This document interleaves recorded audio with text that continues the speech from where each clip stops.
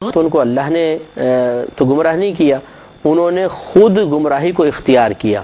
لیکن اللہ تبارک و تعالیٰ اپنی طرف گمراہی کی نسبت اس لیے فرما رہا ہے کہ اس گمراہی کے اسباب کو اللہ تعالیٰ نے پیدا کیا تھا، تو اس لیے اپنی طرف نسبت کر دی، ورنہ حقیقتاً وہ خود ہی انہوں نے گمراہی کو اختیار کیا. اس کو یوں سمجھ لیں کہ جیسے کوئی ایک بہت گہرا گڑھا کھود دے کہ جس میں کوئی گر کے مر سکتا ہے، اور وہ گڑھا کھودنے کے بعد سائیڈ میں ہو جائے، ایک شخص آیا، اس نے دیکھا گڑھا ہے لیکن اس کے باوجود کود گیا اور وہ ہلاک ہو گیا.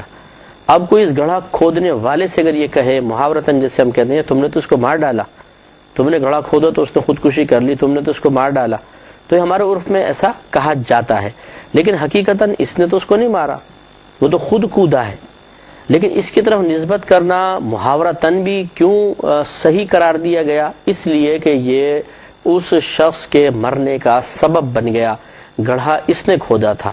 تو اسی طریقے سے چونکہ گمراہی کے اسباب اللہ تعالیٰ نے پیدا فرمائے، اب اس گمراہی کے اسباب کو اختیار کر لینا، گمراہ ہو جانا، یہ ان کے اپنے ذاتی افعال کی بنا پر تھا. اللہ نے تو ایسا نہیں کیا، لیکن چونکہ اللہ نے ان اسباب کو پیدا کیا، اس لیے اللہ تعالیٰ کی طرف نسبت کرنا مطلب صحیح ہو گیا.